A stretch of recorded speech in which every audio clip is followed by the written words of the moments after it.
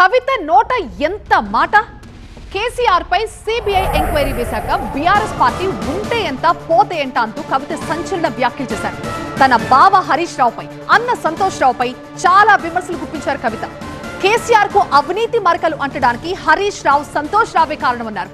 CBI enquiry వేస్తామంటే బంద్ call కి ఎందుకు పిలుపునివ్వలేదంటూ BRS అధిష్టానంపై fire అయ్యారు.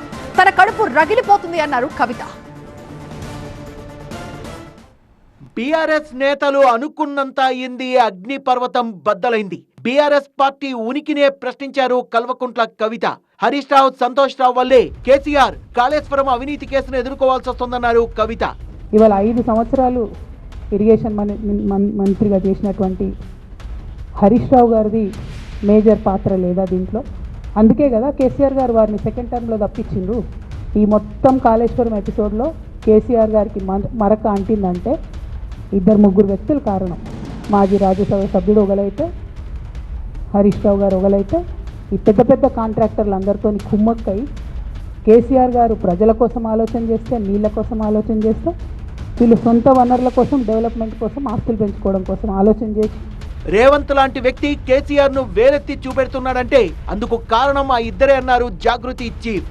ఇవాళ మీ వల్ల రేవంత్ రెడ్డి లాంటి వ్యక్తి, తెలంగాణ ఉద్యమానికి సంబంధం లేని వ్యక్తి, కేసీఆర్ గారి కాలి గోటికి సరిపోని వ్యక్తి, ఆయన నిలబడి కేసీఆర్ గారిని చేయెత్తి చూపించి కేసీఆర్ గారి మీద సిబిఐ ఇవాళ నేను వేస్తా అని చెప్తున్నాడంటే కారణం ఎవరు దీనికి? నేను భరించిన. ఇదే హరీష్ రావు గారు, ఇదే సంతోష్ రావు గారు అనేక కుట్రలు చేసినా కూడా భరించిన.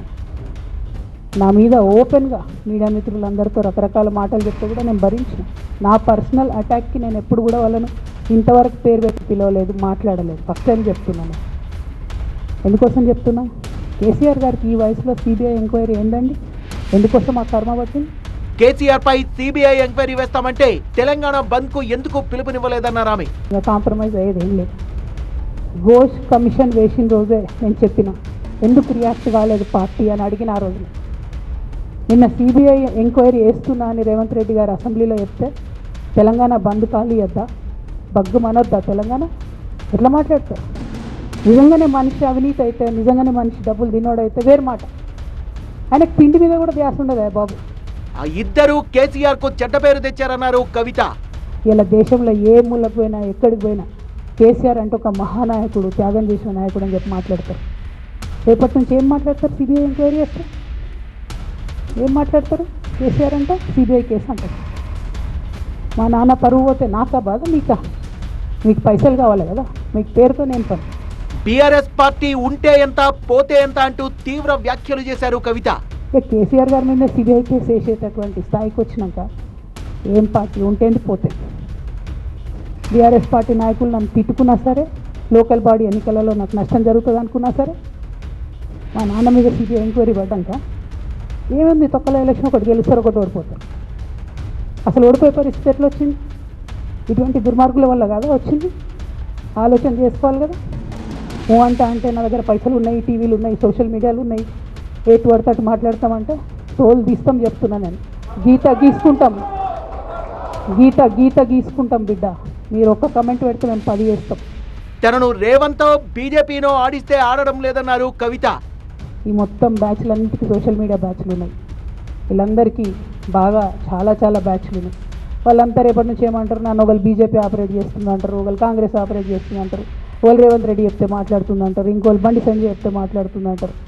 ఖబర్దార్ బిడ్డ, నేను ఎవరు చెప్తే ఆడేటటువంటి తోలుబొమ్మని కాదు.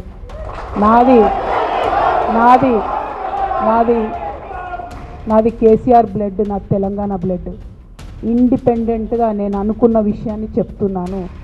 దానికి పొలిటికల్గా ఇబ్బంది అయినా, కష్టమైనా, నష్టమైనా నేనే భరిస్తాను. కానీ దేవుడు లాంటి మా నాన్నను ఇవాళ సిబిఐ ఎంక్వైరీ చేసిందంటే కడుపు రగులుకపోతా ఉంది ఒక బిడ్డగా. అందుకే చెప్తున్నా, ఇన్ని రోజులు చెప్పలే. కేసీఆర్ పక్కనున్న వాళ్ళు తనకు నరకం చూపించారన్నారు. పోయినసారి నా కొడుకు గ్రాడ్యుయేట్ అయినప్పుడు వచ్చినప్పుడు నేను మా నాన్నకు రాసుకున్న లెటర్ లీక్ చేస్తే కూడా ఆ 70, 80, 90 రోజుల నాకు నరకం చూపిస్తున్నారు. ప్రతిరోజు సోషల్ మీడియాలో ఇష్టం వచ్చినట్టు రాపిస్తున్నారు. ఎప్పుడు వీళ్ళ పేర్లు తీసుకోవాలి. తనపై తప్పుడు పోస్టులు పెడితే తాట తీస్తానన్నారు ఎమ్మెల్సీ కవిత.